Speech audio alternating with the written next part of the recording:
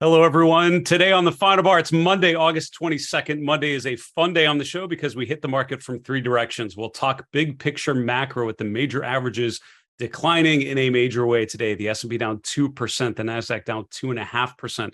Talk about sector rotation. Now, some of the defensive areas in the market, also some of the cyclical sectors like energy and materials actually hanging in there just fine. Then we'll look at individual names and some of the FAANG stocks pulling back. Ladies and gentlemen, this is the Final Bar.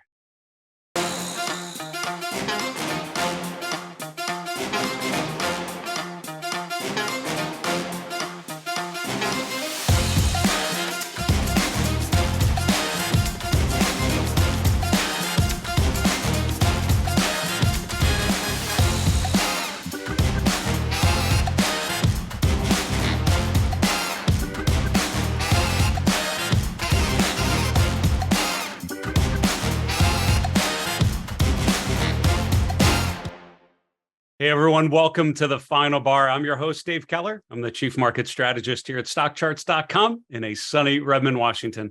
Thanks for joining us every weekday after the close as we break down the activities in these markets using the power of technical analysis. Charts help us understand what is happening, not what should happen or what could happen based on some narrative or some bias we have bubbling in our heads, but what actually is happening. Charts are the evidence. They are the report card for your investment process. They are the truth serum for the markets, as one of my former colleagues used to say at Fidelity. They basically tell you what's happening. That is truth. Charts are truth in the markets. A lot has been discussed recently about speculation, what could happen, what should happen. Do we retest the lows? Do we make new highs? All of that is a guess, an educated guess potentially, but still a guess. Charts are telling us what's actually playing out. So let's focus on the trends and see what message the market itself is giving back to us. Couple announcements here before we continue on with our big picture market recap. I want to start with our upcoming schedule. We have some really good guests lined up for you on, and some of our recent discussions have been really enlightening and eye-opening to be blunt. On Tuesday, tomorrow, we have Craig Johnson from Piper Sandler. On Wednesday, the 24th, David Auerbach from the Daily REIT Beat. And then on Thursday, Tony Dwyer from Canaccord Genuity. Three solid guests hitting on different areas of the market. I'm really excited to get their take on what's happening right about now. Some other things to share with you.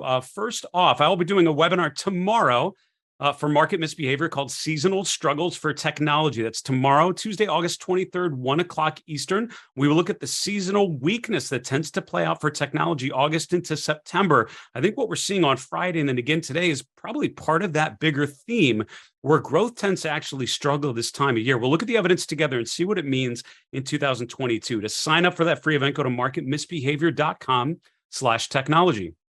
Also, ChartCon 2022 is happening October 7th and 8th. It's not far away. We've been planning this for months. We have, I think, 17 guest experts that we're bringing to our new studio in Redmond, Washington. Wanted to highlight today our sector sessions. So we have Julius DeKempener, Mr. RRG, doing a Sector Rotation 101 segment. Then we have three special experts, Joe Rabel, Greg Schnell, Bruce Frazier, each taking one of the 11 S&P sectors, talking through them from a technical perspective, highlighting themes and ideas right now, looking through the end of this year. To sign up for that event, go to stockcharts.com/chartcon. If you're a member or on a free trial, you get a special member rate, which is about 66% off, which is super, super worth it. So make sure you sign up today. Let's continue on today's show with a market recap. Monday, what we like to do is a couple different layers. We start big picture. What is the overall high-level takeaway from the major averages, the major asset classes? Then we go through sectors. We go through individual stocks. And let's talk to the reality of what's happened here. On Friday, we talked about the weakness in the market. So the major averages, which have been choppy at times, getting up to the 200-day moving average, stalling out a bit. Friday, we started to see the beginnings of what could be a deeper pullback. As a matter of fact, the article I wrote for Chart Watchers on Friday evening was called "I'm Calling the Top in the S&P 500." That was a direct reaction to Tom Bowley's beautifully timed article, "I'm Calling the Bottom in the S&P 500," which he expertly put out there in mid-June, which was well done. Today, or what I did in that article, which I'd encourage you to check out on our articles tab up here, we actually looked at how a lot of that evidence has reversed. A lot of things that were oversold are now overbought, breadth conditions that were bombed out. are now extreme to the upside. So I think the fact that we're getting a pullback from resistance should not be a surprise, because we've been talking about the likelihood of that, particularly around the 200-day moving average, sort of that last level before you really start blowing into really extreme levels like 4,600, like 4,800, and beyond even. So what happens now? Well, the S&P today down about 2%, just over that. The NASDAQ composite down about 2.5%. Mid caps and small caps both over 2% down as well. The VIX continues to push to the upside. And as we're talking about these markets, a couple things come to mind as key big picture charts. And we'll come back to the rest of the market recap here in a minute. But I just wanted to go through a couple things which are like the charts that I would be watching. And you know what's funny? They're actually all on my Mindful Investor live chart list, I think. And if not, I'll probably add them here very, very swiftly. But here we go. As we go down, we go through breadth conditions, we get to sentiment, and we get to the VIX. This chart of the VIX has been my friend through much of 2022. We've talked about how when the VIX gets down to 20, that's where we topped out in March. That's where we topped out in February. We were there, and we've been there for the last couple of weeks. And what's been a little different is the fact that we've stayed right around 20, which has been relatively low volatility here for about a week and a half, 2 weeks. And that's unusual, because usually we've gotten down to that level and then we sort of rotate back to the upside. Here we actually have sat around 20, but the fact remains that low level of volatility for 2022 has been coinciding with market tops. So the fact that we're topping out here and rolling over, the fact that volatility is spiking makes perfect sense when you look at what's happened. Now, what we talked about recently was the way that you could tell that this rally was something very different was if we get the VIX below 20 and stay there. Never really happened, right? We never really sort of got below there. We sort of remained around 20 and now popping up, of course, as the market is selling off. It's a little more panicky, a little more fearful in terms of the tape and the sense you get from the movement downwards suddenly in a lot of names that had been running very, very nicely since the June lows. So that spike in volatility is pretty key. Now, another thing to talk about would be interest rates. And what you want to do there is look at the 10-year and think about what it means when rates come down and what it means when rates go higher. Two of my conversations recently, I'd encourage you to go back and look at my interviews with Ari Wald and Mark Newton. I think that was 2 weeks ago, because they both kind of made the differing arguments on the 10-year and what that would mean. I think whether, whichever one you think is probably more, is going to end up being proven correct, both of them made arguments and correct arguments about what it would mean for the underlying market. If rates stay low, that will give room for growth stocks to do well. And at the bottom, I have the 10-year at the top. At the bottom, I have the relative strength of the value ETF versus the growth ETF. So if this line's going down, growth is outperforming. If the line's going up, value is outperforming. First 6 months of the year, markets selling off, rates going higher, value outperforming. The last couple months, rates going down, value underperforming growth, and the growth strength is what allows the benchmarks to rally. If this is the beginning of further appreciation in rates, which I think it is, then that's going to mean it's going to be very difficult for growth stocks to outperform. And if we're in an environment where growth stocks are not outperforming, then unfortunately it's very difficult for our growth-dominated benchmarks to do well. Even today, for example, the energy sector was flat. Consumer staples were down 1%, healthcare was down 1.25%, but the S&P was down over 2%. And the reason is because the FAANG sectors were down significantly. We're going to talk a little bit more about sectors here in a few moments in our next segment, but I just want to make the point that it is all about volatility. It is all about the 10-year and interest rates and the interest rate environment. I think that's a great, between the VIX and the 10-year, you have a sense of the emotional, environment, or the emotional stability, if you will, of the individual investors out there, and how this rally in the VIX, this pop in the VIX, tells me to be a little bit concerned about that, of the prospects, what that means for risk assets, but also the fact that higher interest rates make it really difficult for growth stocks to do well. That, combined with what I was mentioning in my webinar coming up tomorrow on seasonal weakness in technology, it is all sort of bubbling together for this scenario where the market can actually struggle, even if things like energy and materials hold up okay, just like they did in the first half of 2022. Even if those sectors are actually doing well and even up on an absolute basis, the markets themselves can be rolling over. Now, in the short term, just to wrap up the market recap, I would be looking at the 4,100 level. That is a Fibonacci level. That was really the level of resistance that we saw here in late May, early June. That would sort of be very poetic if we pull back to these levels and then rotate higher. That would be a fantastic bull case to be had. To me, the fact that we've drawn down what we have tells me to be prepared for much further drawdown and start to think about potential downside targets. And I can't help, I mentioned this, but I can't help but notice. And again, you have to be careful to not see patterns that aren't yet there yet. But one of the things I would be thinking through is, do we come down and make a right shoulder for this beautiful head and shoulder bottoming pattern, propelling us to the upside for year end? I think that's one of the scenarios I will certainly be thinking through and sketching out in terms of what a portfolio could do in that environment. Let's go to our next segment, sector setups here. There's so much to talk about, and in a 30-minute show, we have to touch on some of these key themes and so forth. But let's talk sectors, and let's talk the RRG. So Julius de Kempener designed this visualization. If you're not familiar with it, we don't have time to get too much in the mechanics of this, but Julius's show Sector Spotlight really focuses on this methodology, thinking about sectors and themes and other ways to visualize rotations using his proprietary methodology. To summarize, using weekly data, we're looking at long-term rotations of how these sectors are rotating relative to one another. And it is based 100% on relative strength. It's not based on the absolute movements, but how these sectors are moving relative to one another, or really relative to the benchmark, which is here at the crosshairs. So what is doing well? The things that are doing well are things that are heading northeast, ideally going from the improving quadrant into the leading quadrant. Those are things that have been weakening and are starting to improve. You can see that out of all the 11 sectors, the only one that is in the leading quadrant is the technology sector.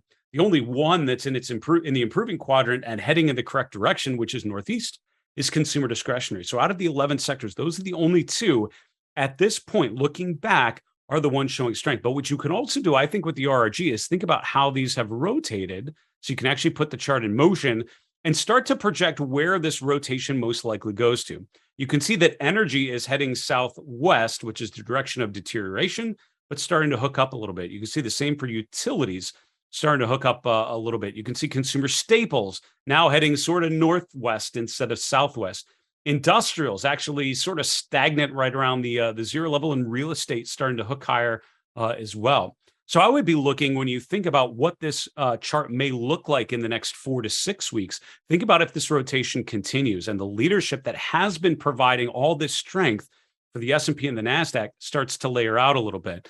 If these defensive sectors and cyclical sectors that had been outperforming for much of 2022 but took a big break, what if those continue to rotate higher? And that's what I'd be looking for in the chart. One of the most profitable and powerful ways I've used this visualization is look at when cycles happen to the right of the zero line, the right of the y-axis, because what that means is that these things are performing well on the long term. It's just periods of outperformance and underperformance. It's more of the short-term cycles that you're seeing within that period of outperformance. So that's where I'm looking at energy to see if it hooks higher and try to make sense of it.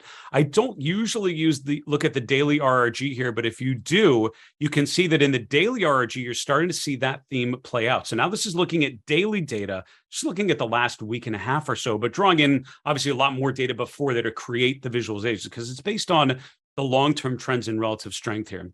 Here you can see the consumer discretionary and technology are in the weakening quadrant. So these have been sectors that had been performing well in the short term, but now starting to lighten up a little bit. What's taking their place by renewing some signs of strength? Utilities, energy, even financials, which is not heading the right direction, but into the leading quadrant, along with materials. So those are the 4 sectors that are actually showing strength in the most recent history. What's starting to emerge behind it? Healthcare and consumer staples, 2 interesting sectors, because at times when I'm scanning for new ideas, I'm finding a lot in those 2 sectors, actually. Charts like, I'm trying to think of some of the healthcare names. I'm totally blanking on them, but then we look, consumer staples, things like, grocery stores start to rotate higher. Kroger comes to mind. In healthcare, we've highlighted at times some of the biotech names certainly rallying, but particularly supplies and equipment. Some of those areas of healthcare that have been doing well at times. Starting to see those emerge on a relative basis, and that's why this could be an interesting visualization to keep an eye on going forward. Now let's look at the 11 sectors using the candle glance function. So what this does is we look at these 12 charts all at the same time and start to look at relationships, right? What looks similar, what looks different, what jumps off the page at you as being a key movement or at a key level. Now we have the 11 S&P sectors and then the S&P 500 here in the lower right. So the first thing that jumps out at me is how the S&P, of course, hit its 200-day and pulled back. And that is technical analysis 101. When you see a chart approaching its 200-day moving average, I am so programmed to expect resistance from the downside. Or if you're above the 200-day and pull back, you expect resistance from the, from above. That's why with energy there in mid-July, pulling back to the 200-day moving average felt like a decent time for the XLE to start to rotate higher. You saw a lot of the individual names within energy as well, hitting the 200-day from above, rotating higher. Now, a lot of these sectors have been below their 200-day for a little while. Look at what happened here to consumer discretionary. Financials didn't quite make it up to the 200-day, but got nearby it. Technology right up to the 200-day, real estate right up to the 200-day. So a lot of these sectors have rotated right up to the 200-day moving average and pulling back there. And again, that's sort of a basic technical analysis concept that you look at these long-term moving averages and even short-term, looking at the 50-day moving average as a general gauge of trend. In general, you want to own things above their moving averages and be underweight or not owning things that are below their moving averages. That's a general way of sticking with strong uptrends and getting away from things that have become strong downtrends. The fact that we've stalled out, not just the S&P, but some of these individual key sectors is concerning for me. Now, just to wrap up this segment as we go to the break, what would tell me that this sort of, and I don't mean to go full doomsday, but I feel that the pullback you would expect from resistance has happened. Here's the problem though, right? And I guess the question is, how much of a drawdown do we have, right? The XLK, which is down to around 144, down from around 152 about a week ago, already lost about 10 points. It can go a couple points further and go down to around 142, 141, and it's still holding above a key support level that became a key resistance level, right? That was sort of a rotation point, a pivot point, if you will, that has become pretty powerful. So we can still pull back a little bit more, rotate higher, and this will feel like a very reasonable, very kind of plain vanilla 101 drawdown to support before a resumption of the uptrend. So I think on any chart you're looking at, the S&P, any particular name, a particular ETF, now that we're pulling back a little bit, what's that line in the sand? If you keep having a long position in something like the XLK, at what point would you agree to revisit that position, either lighten up or reevaluate it and see how the conditions are changed? For me on the XLK, that's around 142, 141, because that would take it below that support level. And that would tell me that this may not be just a brief drawdown, but potentially something deeper and more sinister. Let's take a quick commercial break. We'll be back with my next segment, Shifting Stocks. We'll see you in a minute.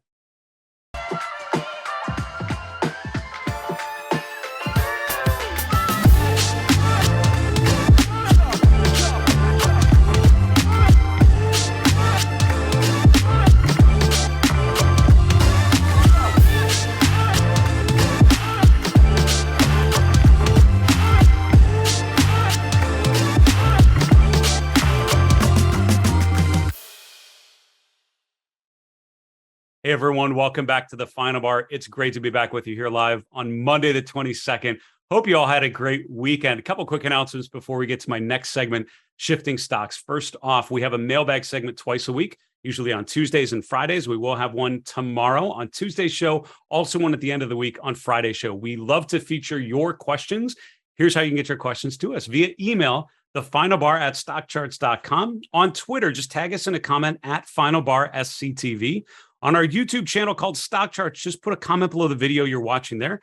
We'll gather those questions, hope to answer one of yours live on the air on Tuesday's show of this week. Also, go to StockChartsTV.com. I've mentioned some of my previous interviews with fantastic, knowledgeable analysts like Mark Newton, like Ari Wald, Mish Schneider, Dale Pinkert. Some of these have been really thoughtful. And the last couple of weeks, David Hunter with some really aggressive objectives for the S&P for interest rates. All of that is available for free at StockChartsTV.com or on your mobile device. Just search for Stock Charts TV on demand. Let's continue on today's show with our third segment, Shifting Stocks. We talked about the big picture, how the major averages pulling back from resistance, really as expected. That's a basic concept or basic assumption of technical analysis, is this idea of finding support and resistance at the 200-day moving average. It played out beautifully over the last week or two. Now we go to sectors. We talked about how some of the offense, things of the growth areas, which have done so well since June, stalling out just like the major averages, giving space if rates go higher for some of those more value-oriented sectors to start to emerge. And we're just seeing those signs maybe start to come out on the RRG. That's a really important visualization, I think, to watch going forward here through the course of this week as we think about this drawdown we are currently experiencing. Now let's get to some individual names that are on the move and really think about what's what. on an individual stock basis. Here I'm looking at the 8 stocks, which I call the phenomena stocks. I've sort of evolved this acronym.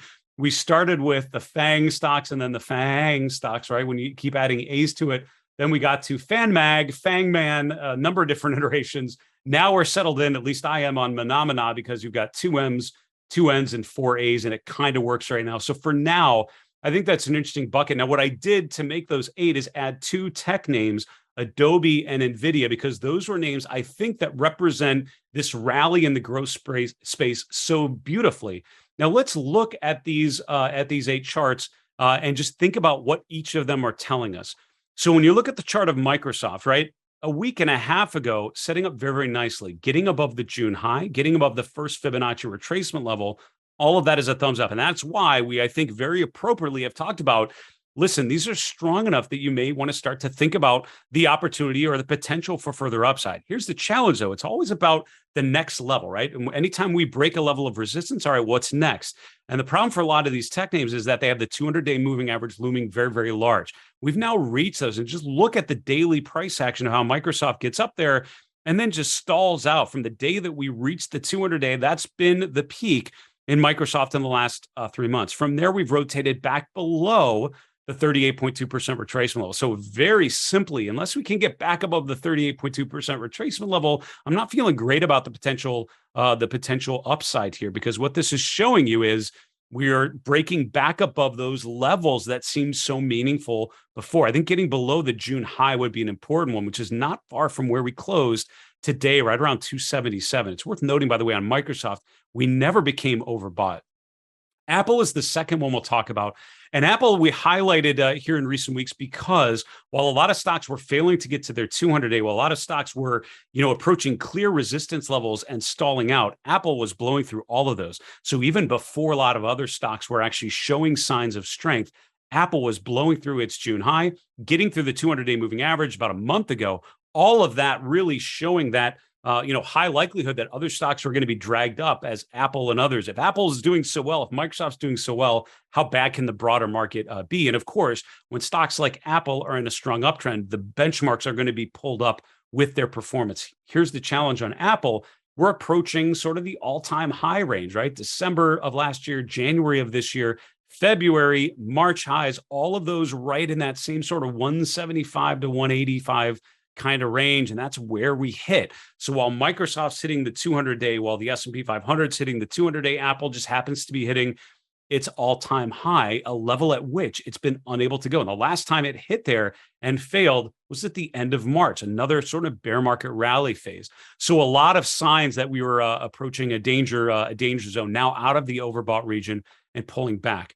Now, Netflix has not been a great chart, and that has been true. We've talked about how Netflix, out of all the FAANG and FAANG-like stocks, this has probably been one of my least favorite because obviously of the significant gaps lower, strong stretch of underperformance. And even the recovery here really hasn't been very strong relative to what we've seen from other stocks. 250 was the high water mark in the last week and a half.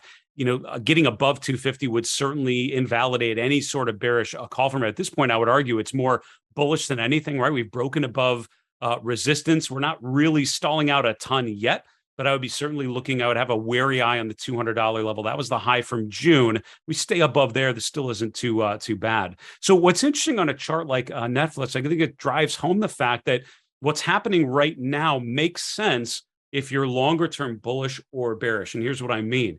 If you're bullish on the markets, the most important thing I think you should be cheering for is a pullback to digest some of these gains off the June lows. That resets the market, resets the sentiment, and allows a lot of new investors to come in and buy on the dip. And that could propel the market to much further highs. I think that's the way you get up to 4,600, 4,800, 5,000. You have to have drawdowns along the way. You can't just go vertical because then people start panicking and they want to log in those gains. And that's what causes pullbacks like we're seeing here in the last day or two. A more meaningful recovery period has to have those drawdowns in the way. If you're bearish, though, you see this as obviously the bear market rally has hit its end. We're pulling back from these key levels, and now it's just a lot of downside and retesting the lows. I'm not sure which of those either, to be honest with you, maybe playing out. What I can do is look at the evidence. And I will tell you the most recent signal was a break above resistance. The point and figure charts on a lot of these names are going to be pretty bullish. The chart will tell you when that's no longer the case. And I think something like Netflix getting below 200 tells you conditions are changing and starting to get a little more painful. Amazon is a beautiful masterclass in Fibonacci retracements and trendline analysis. A lot of things we don't have time to get into, but look at how Amazon rallied up to the 200-day moving average, pulled back. The 200-day was right above that 38.2% retracement level, which is kind of a concerning area. It's right around 141. Now that we're back below these, I see these as more of a negative chart than a positive chart, becoming overbought, a bearish momentum divergence as we test the 200-day moving average, now back below Fibonacci resistance. Starts to feel a little more painful. Now, my final chart that I can get to, and I always wish we had so much more time to go through these, but we don't. Meta platforms. Now, again, I'm spending a lot of my time on Netflix and Meta. These are great examples of stocks that have not really been participating in the upside. While Apple has blown right through its June high, really Meta kind of made a spike there in mid-July, pulled back to retest the lows, rallied back to the highs and stalled out. So Meta is literally not going anywhere. Really no ability to regain previous resistance levels, which is the mark of a name in a recovery phase, right? A stock in an accumulation phase is able to break above previous resistance levels. Charts like Meta feel like the exact opposite. And when I'm thinking of what could prevent this market from going further, it's stocks like Apple unable to get above their all-time highs. It's charts like Microsoft and the S&P, the NASDAQ failing to get above their 200-day moving average. It starts like Meta not even getting into the game, right? Not even getting above 180. As long as it remains below there, it's not a part of the thinking.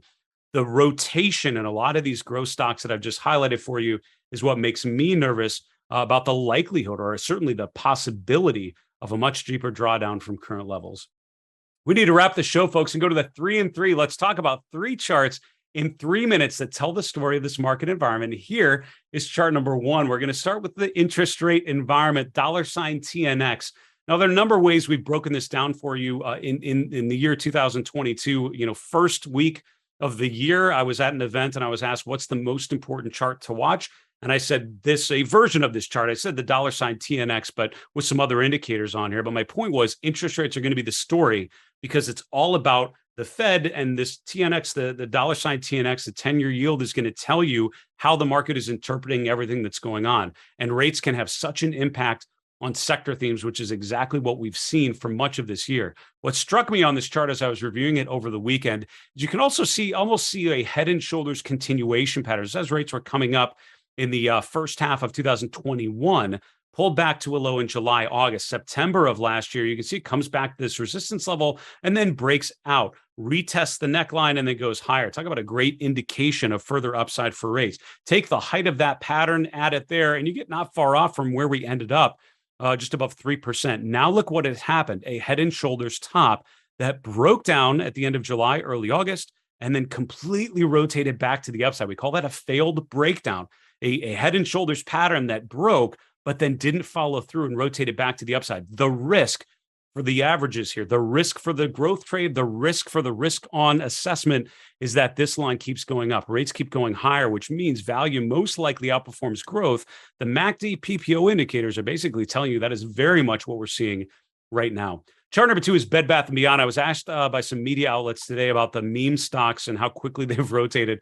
My first answer, and I will tell that to you now, these sorts of charts are not great charts, in my opinion, right? So while I'm sure you can be drawn into playing the meme stocks and playing the short-term trades, just the way that these stocks are moving is very unusual. It reminds me of when we take a normal chart and flip it upside down. It just doesn't feel right. This is what's happened with these vertical exponential price movements. So when the stock like this has a vertical movement, I always would look to the left and see where we're at relative to where we've been. I'm not surprised we topped out right at the March high. That makes a ton of sense because anyone that bought anywhere in this period is now made whole, and it's a great time to take profits, but you can see the pullback from there. Finally, Nvidia. We talk about Meta platforms stalling out above its highs from earlier this summer. Nvidia in the same case. If stocks like Nvidia could get above 190, I think that propels the market to the new highs or a new swing high. If that can't get above 190, highly unlikely. Folks, that's a wrap for our show. All of our previous episodes are at StockChartsTV.com. For Stock Charts of Redmond, Washington, I'm Dave Keller. Be safe. Have a great night. Hey, Grayson Rose here with StockCharts. Thank you so much for watching. I hope you enjoyed that video. If you did, consider giving it a like down below, maybe leave us a comment, and if you're new to the channel, you can subscribe at the link up above. We're gonna bring you daily content from an incredible collection of technical analysts and financial experts.